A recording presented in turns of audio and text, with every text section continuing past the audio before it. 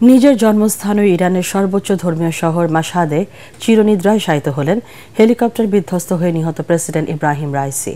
তাকে শেষ বিদায় জানাতে লাখো জনতার ঢল নামে।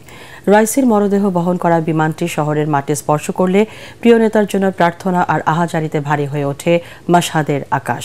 আরও জানাচ্ছেন জাহিদুল ইসলাম। ভীষণ নিয়ে এলো ফুলঝুরি মেগা অফার সিজন 6।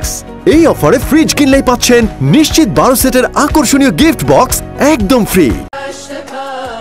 প্রয়াত প্রেসিডেন্ট ইব্রাহিম রাইসির কফিন বহন করা বিমানটি যখন মাশহাদের মাটি স্পর্শ করে তখন লাখো জনতার ঢল নামে তাকে শেষবারের মতো বিদায় জানাতে।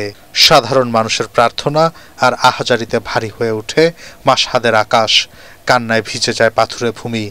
রাইসির পরিবারের সদস্যদের সান্ত্বনা জানান শোকার্ত ইরানিরা।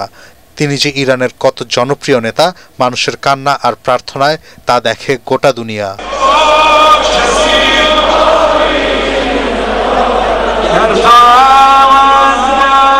নিজের জন্মস্থান ও ইরানের সর্বোচ্চ ধর্মীয় গুরুত্বপূর্ণ ও পবিত্র শহর মাশহাদের মাটিতেই চিরনিদ্রায় শায়িত হলেন হেলিকপ্টার বিধ্বস্ত হয়ে নিহত দেশটির প্রেসিডেন্ট ইব্রাহিম রাইসি। এই শহরে ইমাম রেজার পবিত্র মাজারে তাকে দাফন করা হয়। এর আগে বৃহস্পতিবার সকালে দক্ষিণ খোরসান প্রদেশের বিরজান্দ শহরে প্রেসিডেন্ট রাইসির আরও এক দফা জানাজা অনুষ্ঠিত হয়। গত 19 মে আজারবাইজানের সীমান্তের কাছে দুটি বাঁধ উদ্বোধন করেন president Raisi.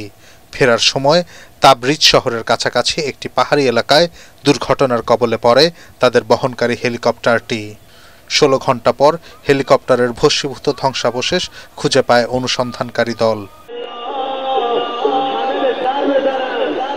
Zahidul Alam, ATN Bangla.